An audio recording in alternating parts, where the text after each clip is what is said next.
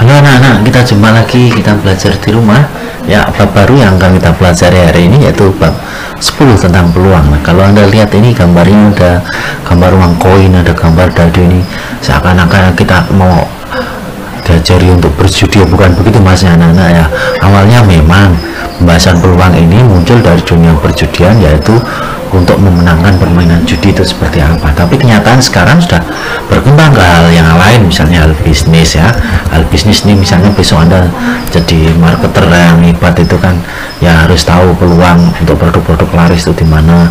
Kemudian bisa juga di dunia politik. Nah, di dunia politik ya siapa tahu besok kalian itu ada nyalon presiden ya, capres itu ya harus tahu ya di daerah mana dukungan Anda itu paling banyak gitu. Itu juga tentang politik. Dan di dunia kesehatan ya, nah, di dunia kesehatan sekarang ini sedang kita lakukan, kita belajar di rumah dalam rangka peluang terkecil supaya kita tidak terserang COVID-19 nah gitu. Ini penggunaan dalam kehidupan sehari-hari ya. Baik anak-anak, sekarang kita lihat ini skemanya ya, itu peta konsepnya peluang. Yang akan kita pelajari itu dua hal ya. Itu peluang empirik ya, ini nanti tentang percobaan-percobaan, dan yang kedua peluang teoretik, ini perhitungan dengan menggunakan rumus. Untuk Romawi 1 peluang empirik saya tidak akan terangkan, nanti silakan Anda lihat di buku yang sering Anda sebut LKS ya, modul pendamping belajar ini nanti halaman 92 sampai 93 bisa Anda baca tentang ini bagian 3 peluang ya, 31 peluang empirik. Ada contoh-contoh dibaca mudah sekali ini ya. Kemudian tambahnya di halaman 95 bagian B itu frekuensi harapan. Nah ini nanti Anda baca sendiri, saya percaya Anda bisa ini ya. Nah baiklah, sekarang akan saya bahas untuk Romawi kedua tentang peluang teoretik. Ini saya berikan contoh permasalahan peluang dalam kehidupan sehari-hari. Nah ini misalnya ya, ini peluang teoretik. Ini perkumpulan ibu-ibu Buddha Sawisma, ibu Buddha Sawisma dipanggang. Wah, maksudnya di daerah Panggang gitu ya. Ada Ibu Ami, Ibu Betty, Ibu Cici dan seterusnya ya. Terakhir Ibu Yulia, mereka mengadakan arisan. Arisannya seminggu sekali ya. Itu ya dapat arisan nanti untuk nimbang masker bagi dunia medis. Nah, ini kan perbuatan yang mulia ya, misalnya begitu ya. Nah, apa hubungannya permasalahan ini dengan peluang? Nah, sekarang diperhatikan ya, hubungannya begini anak ya. Ini ibu-ibu tadi, Ibu Ami, Ibu Betty, Ibu Cici dan seterusnya mengadakan arisan pada seminggu sekali. Maka nanti arisan diadakan pada minggu pertama, minggu kedua dan seterusnya ya. Sekarang coba kita perhatikan pada minggu pertama, saya tulis satu ya, peluang Ibu Ami memperoleh arisan, saya singkat PA ya. Ini peluang Ibu Ami mendapatkan arisan. Nah, itu berapa? Ada satu nama Ibu Ami di situ. Dari berapa? Dari 10 nama. Jadi peluangnya itu 1/10. Nah, kemudian pada minggu pertama ini masih ya, peluang Ibu Dina memperoleh arisan ya. Ibu Dina ada berapa nama di situ? Ada satu nama. Dari 10, jadi peluangnya 1/10. Jadi mereka memperoleh peluang yang sama ya, memiliki peluang yang sama untuk memperoleh arisan. Nah, oke, katakan pada minggu pertama itu yang memperoleh arisan adalah Ibu Vivi, maka saya coret di situ. Kita lanjutkan pada minggu kedua, peluang Ibu Ami memperoleh arisan. Nah, ini kita hitung lagi, peluang Ibu Ami memperoleh arisan. Ada berapa nama Ibu Ami? Ada 1 dari berapa nama yang ada? Nah, bukan 10 lagi tapi 9, karena sudah berkurang 1 di minggu pertama tadi ya. Jadi peluangnya 1/9. Demikian pula untuk peluang Ibu Elin misalnya, peluang Ibu Elin memperoleh arisan pada minggu kedua itu adalah 1/9. Nah, sama cara menghitungnya begitu ya. Nah, katakan ini minggu kedua sudah berlangsung, yang memperoleh arisan Ibu Gili, kemudian minggu ketiga dan seterusnya. Saya coret ini ya, yang sudah dapat sampai minggu ke-8. Oke, pada minggu kedua, ketiga, keempat, kelima, keenam, ke-7, ke-8 sama cara mencari peluangnya. Sekarang sampailah pada minggu ke-9. Pada minggu ke-9 kita tulis peluang Ibu Ani memperoleh arisan. Ada berapa nama Ibu Ami di situ?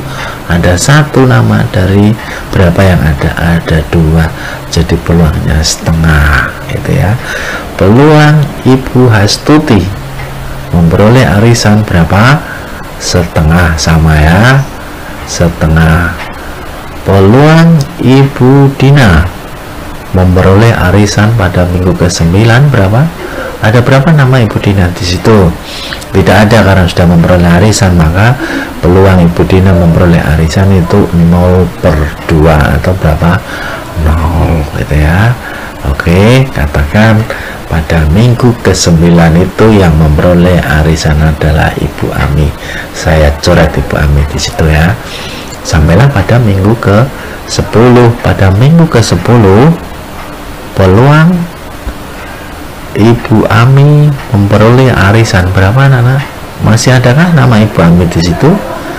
Tidak ada ya, jadi peluangnya 0. Peluang Ibu Hastuti memperoleh arisan berapa, Nana? Ada 1 nama Ibu Hastuti dari 1 yang ada, jadi 1, gitu ya. Nah, ini anak-anak tentang peluang, mudah ya ngitungnya ya. Nah, sekarang kalau kita perhatikan di situ tadi, ini ya 1/10, 1/9, setengah dan seterusnya. Paling kecil peluang itu nilainya berapa? Coba Anda perhatikan ya. Ya, ini 0 ya, paling kecil. Paling besar berapa? 1 ya. Jadi nilai peluang ya, saya singkat PA, ini peluang kejadian A ya. Jadi paling besar itu 1 dan paling kecil adalah 0. Jadi kita mengerjakan peluang ini, nanti hasilnya ya itu paling kecil 0 dan paling paling besar itu 1 ya. Ini nanti Anda ingat baik-baik ini ya, peluang suatu kejadian ya, paling kecil 0 dan paling besar 1. Ini contohnya peluang Ibu Hastuti memperoleh arisan pada minggu ke-10 disebut kepastian ya, atau pasti 1 ini ya.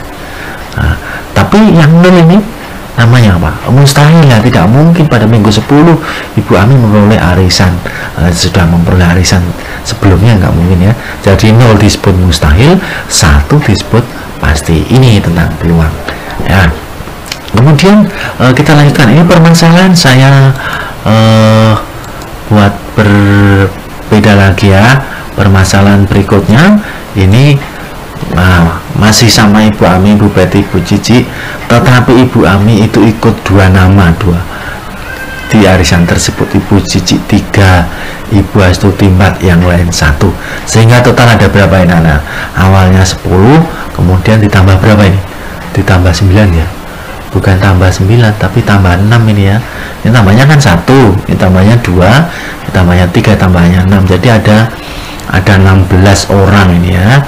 Nah, kita bahas saja yang pada minggu pertama ya, ini arisan pada minggu pertama. Peluang mereka dapat arisan, peluang Ibu Ami ya, peluang Ibu Ami memperoleh arisan berapa? Ada berapa nama Ibu Ami di situ? Ada 2 nama. Dari berapa tadi total itu? 16 ya. Jadi 2/16 ya. Kalau Anda tulis 1/8 ya sama saja lah ya, boleh itu ya. Sekarang saya tanya peluang Ibu Betty memperoleh arisan berapa? Ibu Betty ada berapa nama di situ? 1 kan? Jadi 1/16 peluangnya, gampang ya. Sekarang ini peluang Ibu Hastuti memperoleh arisan berapa? Ya 4/16 atau berapa? 1/4 G ya. Kemudian selanjutnya Ibu Cici, peluang Ibu Cici memperoleh arisan berapa? 3/16 ya. Kalau Anda perhatikan di situ, peluang terbesar yang memperoleh arisan, yang memperoleh arisan siapa itu ya? Tentu saja yang ikut banyak itu ya Ibu Hastuti itu ya. Ini 1/16 ini ya, 1/16. Nah itu. Nah ini anak tentang peluang, ini permasalahan arisan tadi ya. Nah kemudian saya tambah lagi untuk penjelasan tentang ruang sampel dan titik sampel. Nah Nah, ini penjelasan tentang ruang sampel dan titik sampel. Saya ambilkan contoh, ini sebuah dadu yang akan dilambungkan sekali ya. Beberapa buku menyebut dilempar dan yang pasti dilambungkan ya, dilambungkan ke atas ini ya. Jadi, mata dadu ini kan berisi 6 ya, 1, 2, 3, 4, 5, 6 gitu ya. Ya ini kan bentuknya kan kubus nih, ada 6 sisi. Saya perhatikan kalau kita lambungkan sekali, hasilnya yang mungkin itu apa aja ya, mungkin itu mata dadu 1, mungkin mata dadu 2, mata dadu 3, 4, 5, dan 6 ya. Kemudian yang muncul seperti ini nggak mungkin mata dadu 8 muncul di sini ya, mustahil istilahnya kalau mata dadu 8 ya, ada 6 ini. Nah, perhatikan ya, ini mata dadu 1 ya, kejadian muncul mata dadu 1, kemudian kejadian muncul mata dadu 2, kejadian muncul mata dadu 3, dan seterusnya. Nah, ini anak-anak, ini mata dadu 1 saya tulis ini ya, mata dadu 1, mata dadu 2, kemudian mata dadu 3, mata dadu 4, mata dadu 5, dan mata dadu 6. Inilah yang disebut dengan ruang sampel, saya singkat S, ruang sampel itu ya. Jadi ruang sampelnya ada berapa? Ada 6 ini ya. Kemudian kalau saya membuat kejadian muncul mata dadu genap, saya singkat G ini ya. Kejadian muncul mata dadu genap, saya singkat G. Yang mata dadu genap itu berapa saja ya? Tentu saja 2, lalu 4, lalu 6, ada 3 ya. Secara lebih jelas kalau dikasih lambang ini, bisa ini kasih lambang ya, ini kita kasih lambang ini ya, kita kasih ini namanya NS sama dengan 6 gitu ya, NS sama dengan 6, artinya apa? Banyaknya anggota ruang sampel ini ada 6, ini NG ya, NG ya, ini kita ulangi ini NG, banyaknya anggota himpunan G ya. Ini pelajaran kelas 7 dulu, banyaknya anggota himpunan G berapa? Ada 3, ini ada 3. Nah, kalau kita mencari peluang, peluang G ya, kita singkat ini, kita singkat dengan PG gitu ya. Apa PG? Peluang kejadian muncul mata dadu genap. Nah, berapa peluangnya ya? Sama dengan yang genap itu ada 3 dari 6 yang ada, jadi 3/6 atau sama dengan setengah. Kalau kita menggunakan rumus ya, karena peluang teoretik itu menggunakan rumus, maka peluang G itu bisa ditulis dengan rumus, yaitu apa anak-anak? Yaitu adalah banyaknya anggota himpunan G, NG ini ya, NG dibagi banyaknya anggota himpunan S, NS gitu. Nah, ini yang dimaksud dengan peluang teoretik dengan menggunakan rumus ini, peluang kejadian G itu sama dengan banyaknya anggota, peluang kejadian G sama dengan banyaknya anggota himpunan G dibagi banyaknya anggota ruang sampel. Nah, ini penjelasan tentang ruang sampel. Nah, 1, 2, 3, 4, 5, 6 ini namanya titik sampel, tapi kalau semuanya himpunan 1, 2, 3, 4, 5, 6 namanya ruang sampel ya. Ini titik sampel, 3 titik sampel, 5 titik sampel, ini titik sampel namanya ya. Kemudian kalau keseluruhan namanya ruang sampel ya. Semoga menjadi jelas. Ada beberapa soal untuk latihan, boleh dikerjakan ya, silakan.